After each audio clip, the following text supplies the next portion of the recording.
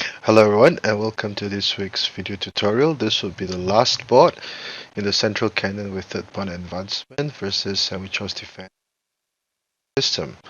Now again this would be a slightly less seen counter but by black this time for this opening system, and I would like to appreciate my thanks as usual to Zhang for allowing me to use their work to make this. So without further ado, let us begin. Central cannon,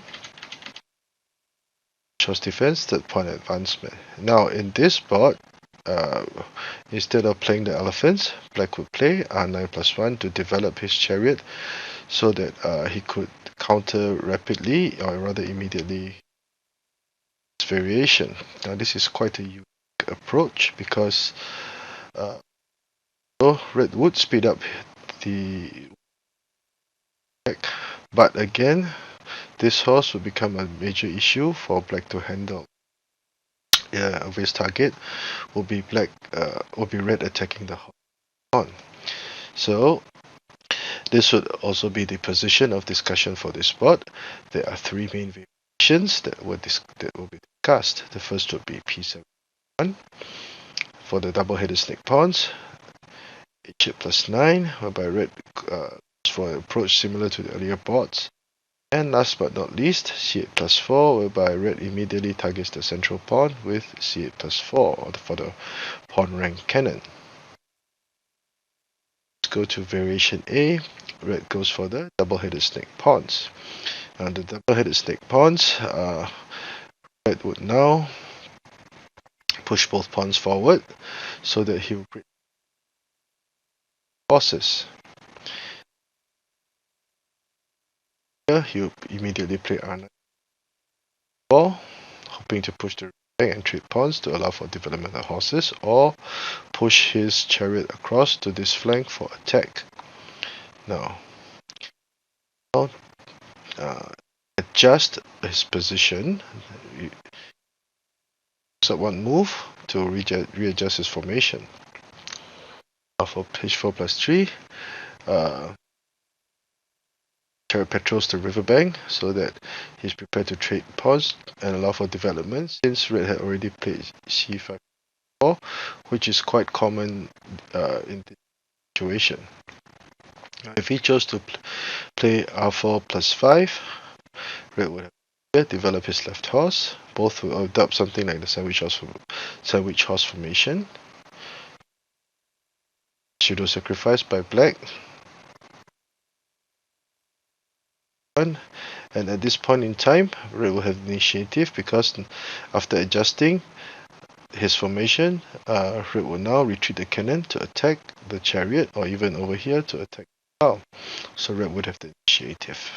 So it's not such a good idea, because if the chariot were here, there's a chance to apply this position.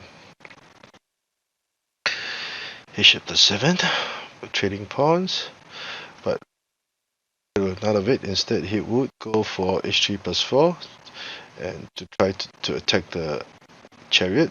The cannons are linked, so this was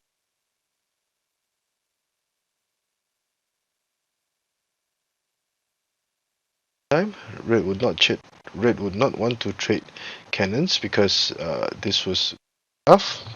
Instead, he would make this very brilliant move of retreating the horse, attack both the pawn and the chariot at the same time. This is a very powerful move to fight for the step backwards. Red will be prepared to take many steps forward. Now, if he had played h4 plus 3, which would appear to be common sense, the horse would now attack the chariot, but now command this very, very, very important action. The horse will now be trapped, it cannot return. After trading material, red's formation becomes unbalanced. There is no cannon to protect this horse, and black would have an easy time ahead. The chariot is also ready to go. h4 plus 6, a brilliant move. Chariot to move again, and because black had not moved the elephant, red is able to capture the pawn without any qualms and target the cannon at the same time. 5, offering a trade-off material.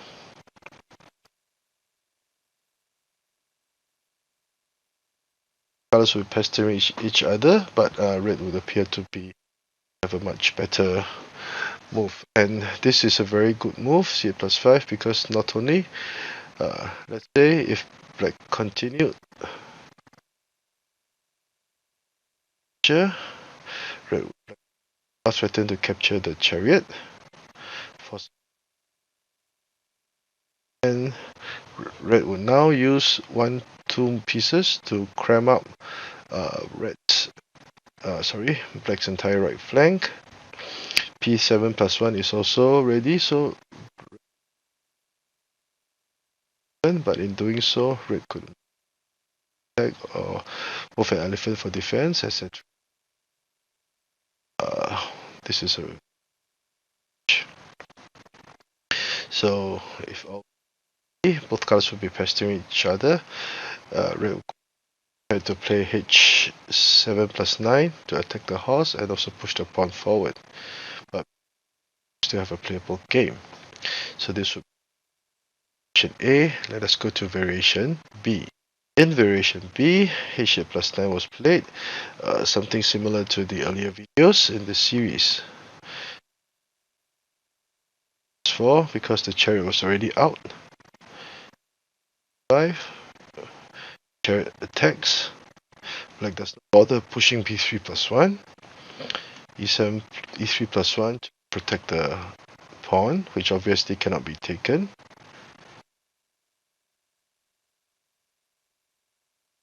And because the chariot was here, black did not have to plus 1. Instead, he could develop his right and apply a blockade.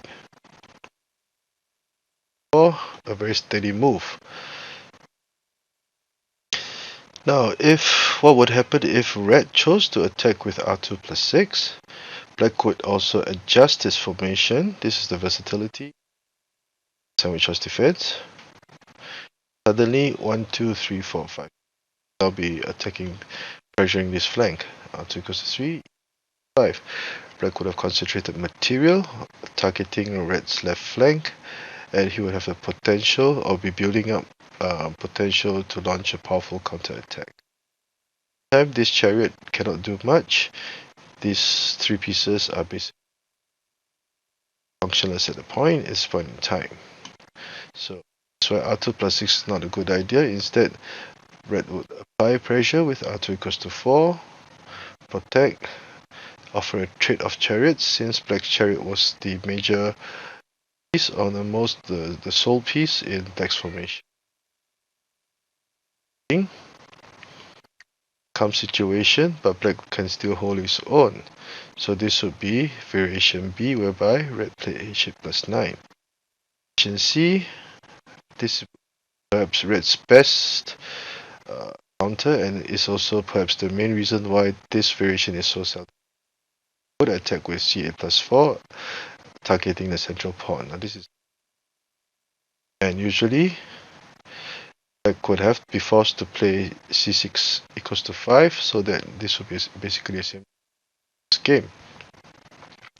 If he chose to play p3 plus 1, because the chariot had moved, red will capture the pawn, attack the elephant.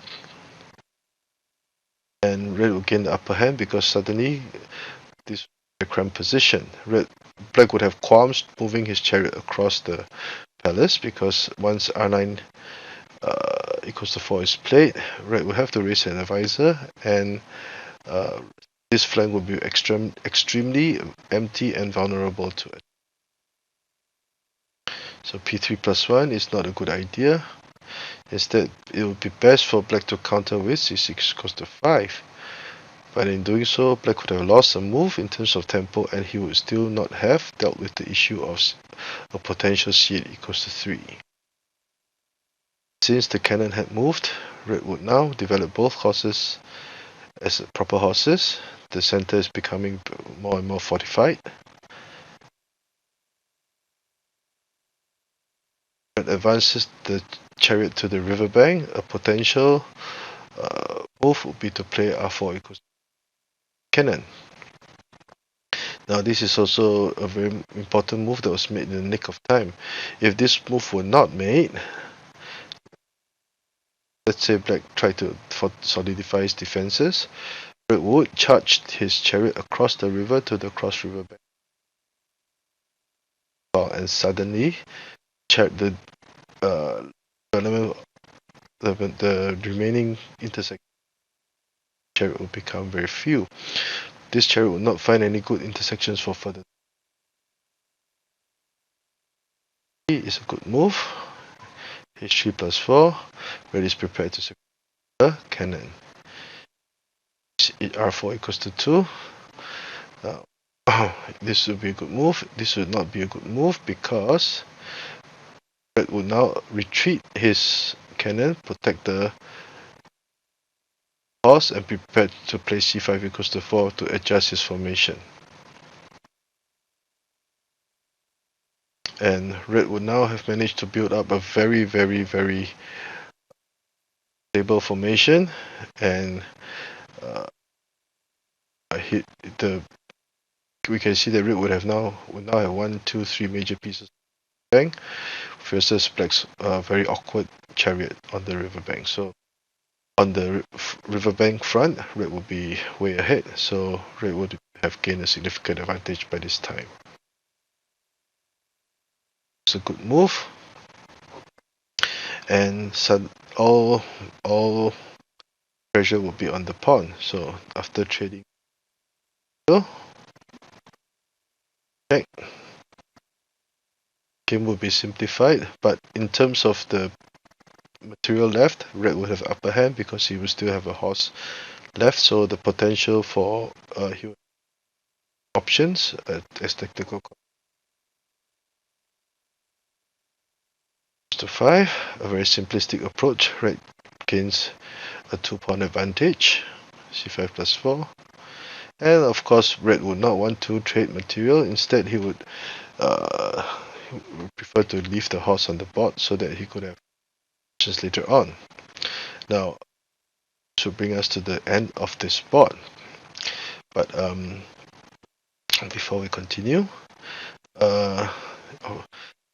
at this point in time, red favorable for red because the chariot will be ready to go. There's always h7 plus 5 should red's attack on the central file become too powerful.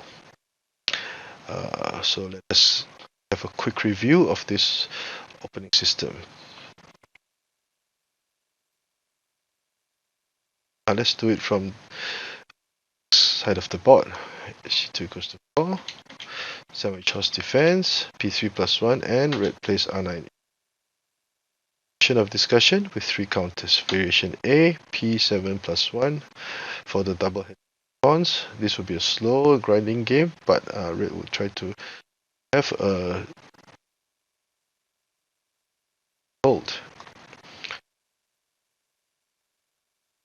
Moves the cannon to the chariot to the riverbank. R4 plus 5 not a good idea because adjusting his formation, red will be prepared to attack.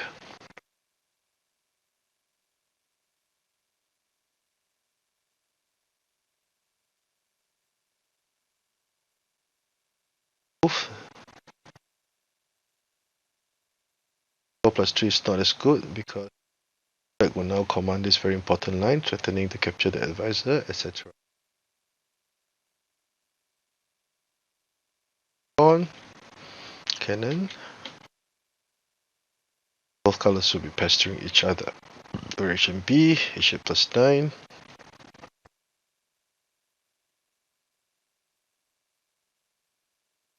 Seven cannons. 8. Act.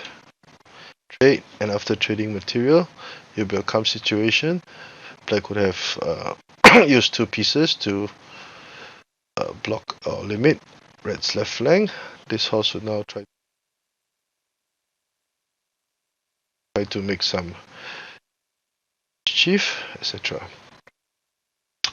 Last variation, c8 plus 4, the best counter for red. He doubles down on the central pawn. c6 5, best counter.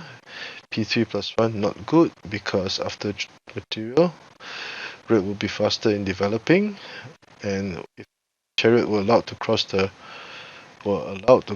palace to this file, the pressure of this flank would be very intense, and this black would have qualms trying to move his Chariot away, and this would red would have succeeded in his aims. Plus 7, knight 4, r4 plus 3, and in nick of time. If r2 plus 5, not as good. 3 plus 4 to try to dislodge the Chariot. Move, and after trading, the situation will be simplified, but red would have much room for development. Okay, threatening this flank, and basically red would have the advantage. 1, 2, 3, 4 pawns. Black's 3 pawns, much space for development, and this flank would be an issue that so I hope you've enjoyed this short video. If you like the work that I've been doing, please do subscribe to this channel and give this video a thanks.